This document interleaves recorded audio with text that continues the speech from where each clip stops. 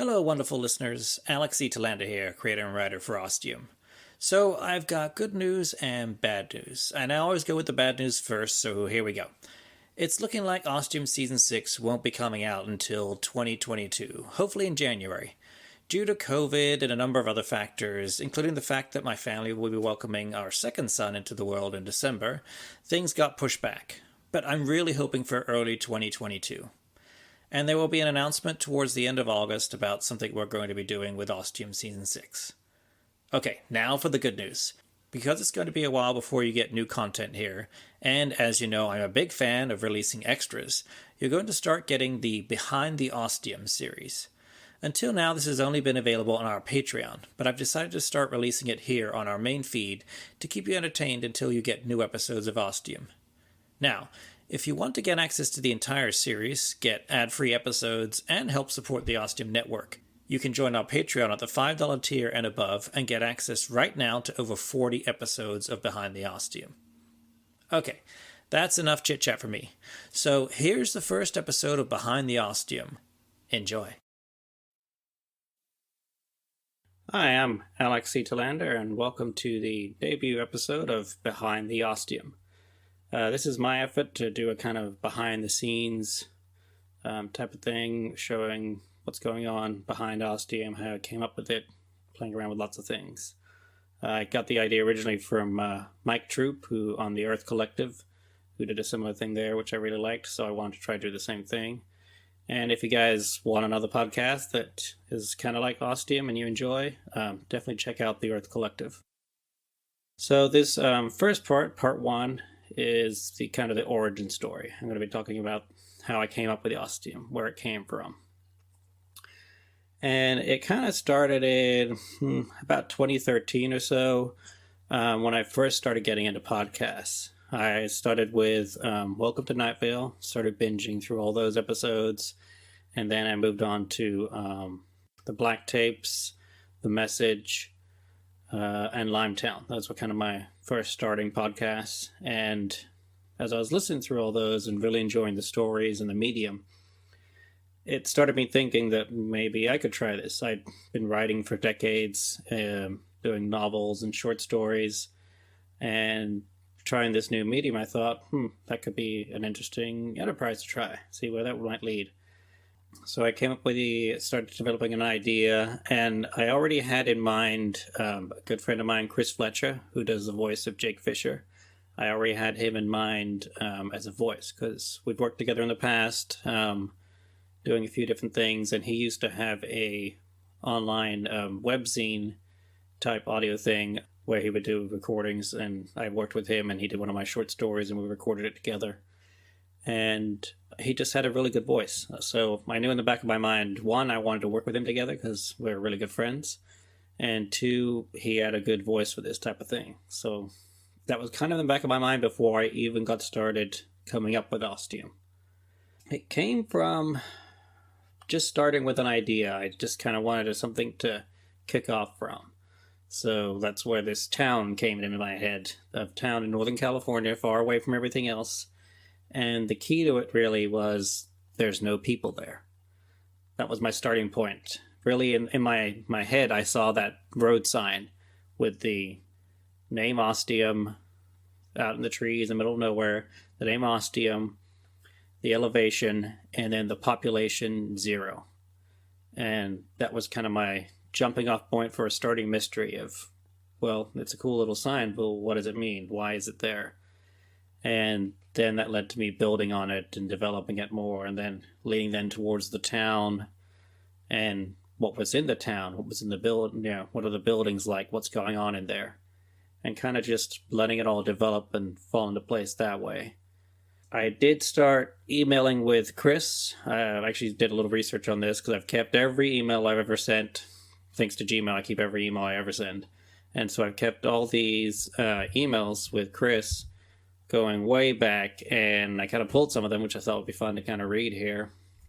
So here is the first ever email I sent to Chris way back when, and it was on September 13th, 2013, which is kind of interesting because it was also Friday the 13th, so a little ominous there.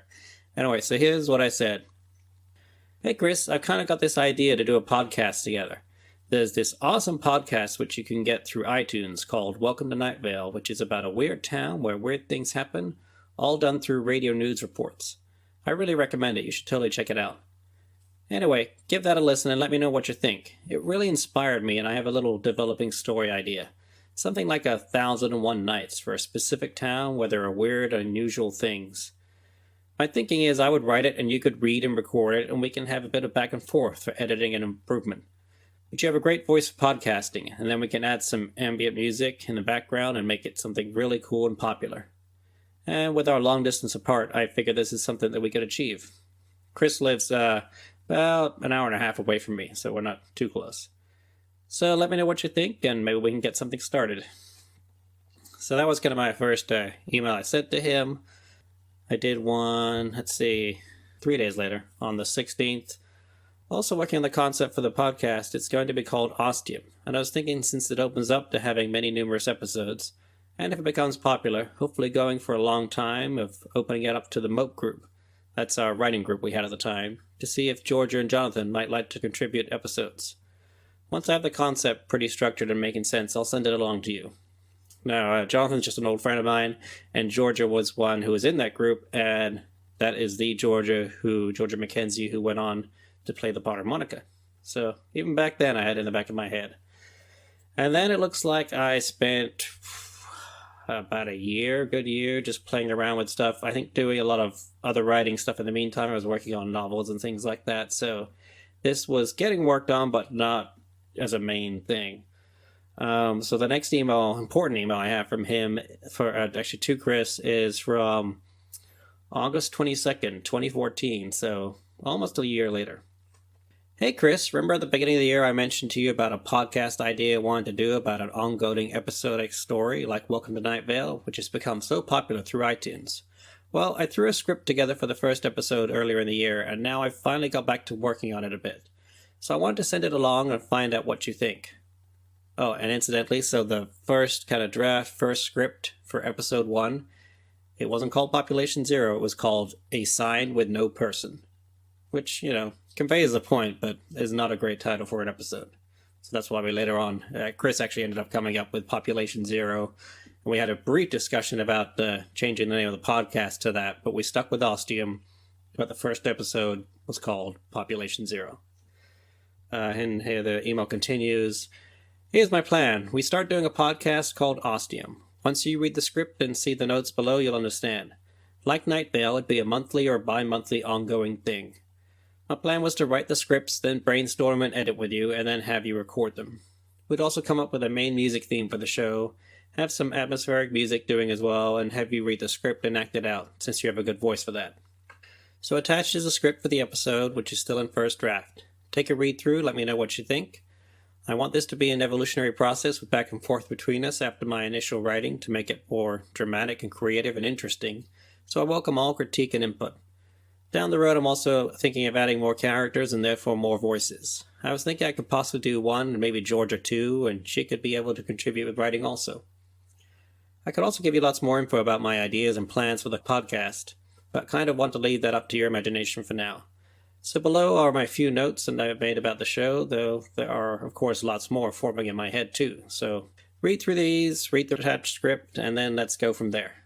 I'd like to get the ball rolling on this as soon as possible. So how about you get back to me with thoughts and ideas and whatever else in, say, 2 weeks. So September 5th, just to give you some time to begin, and hopefully we can have some speedier working after that. My plan is also to get a couple episodes under our belt before we release the first episode through iTunes. Now, the deal with Chris is he's a full-time teacher. He's really terrible at getting back to you quickly. He has, phone, he has email and everything, but sometimes it can just take a really long time. And I know this about Chris. I mean, we've tried to do projects before. Before this, I was actually doing an author interview podcast where I would write reviews, read out my reviews in the podcast, and then also interview authors. And originally, it's called Book Banter. And originally, I was going to be doing this with Chris, and we were actually going to have discussion things back and forth between the two of us. And it all seemed like a great idea. He was all gung-ho for it, and then making the time with him just never happened, because he's a busy guy.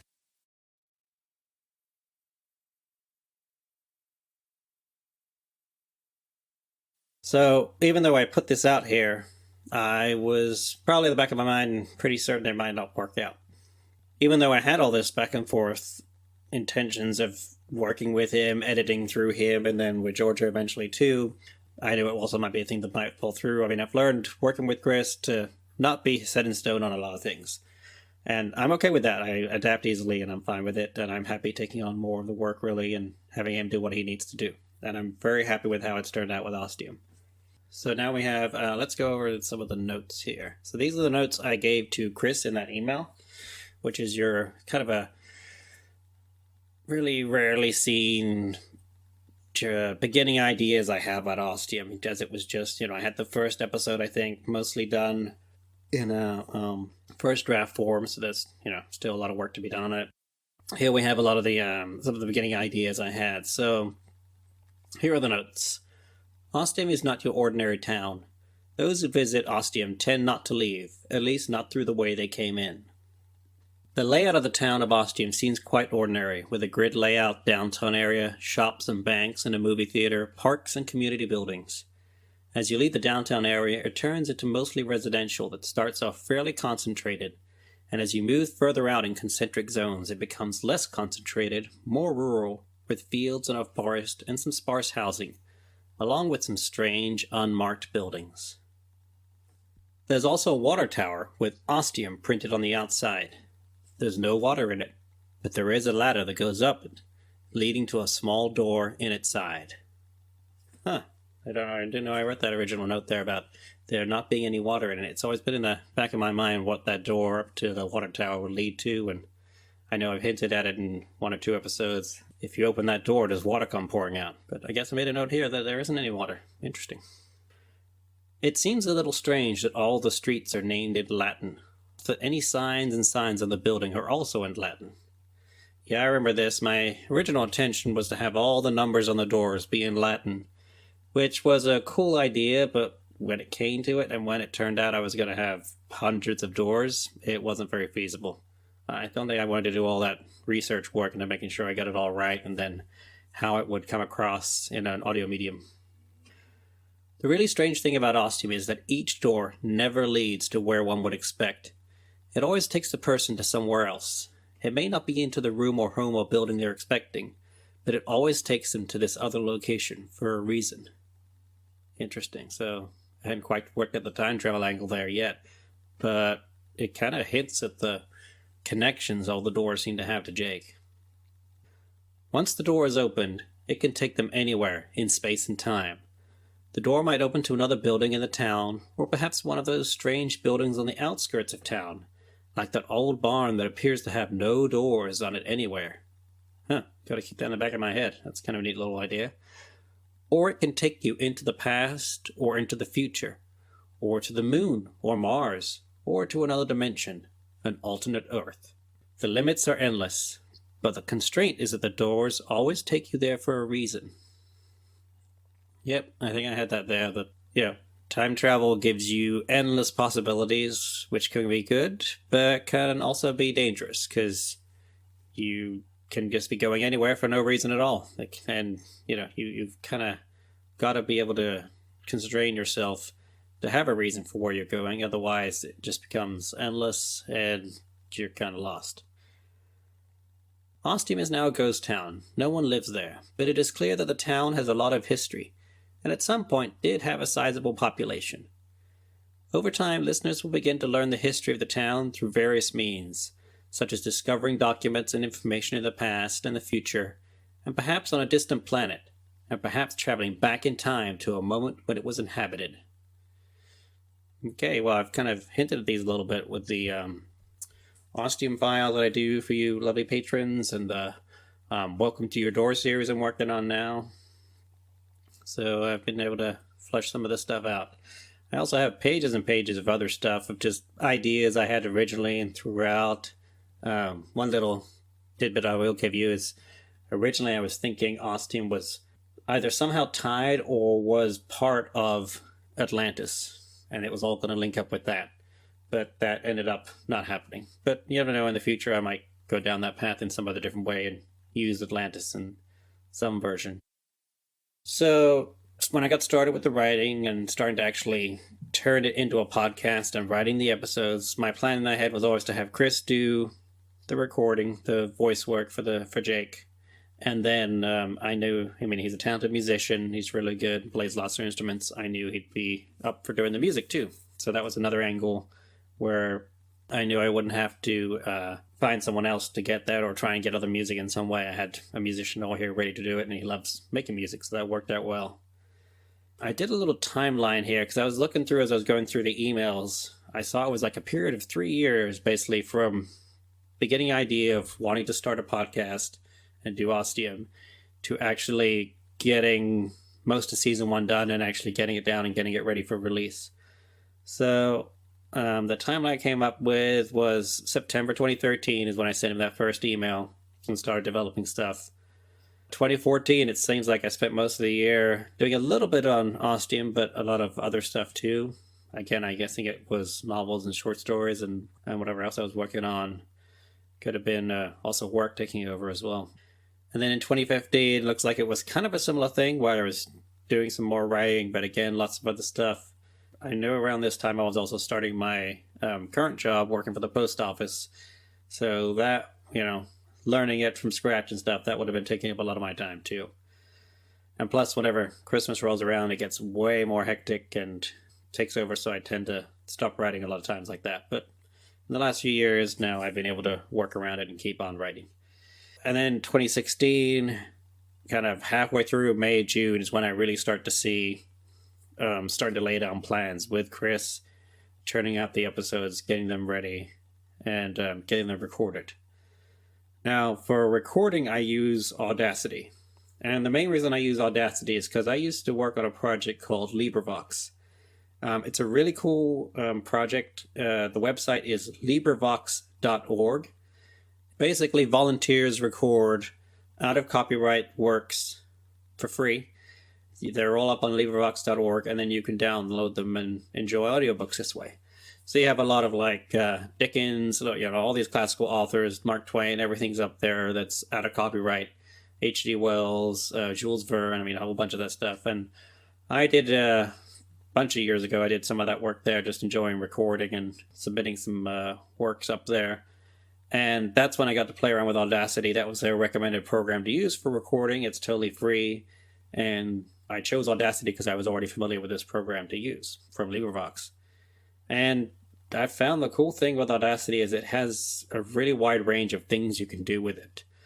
You can do a lot of effects and things like that. And whenever I have something I want to do that I basically don't know how to, but I feel Audacity can do it, I just Google it. And chances are someone's laid out a list or done a YouTube video of how they make that sound. So that's pretty cool.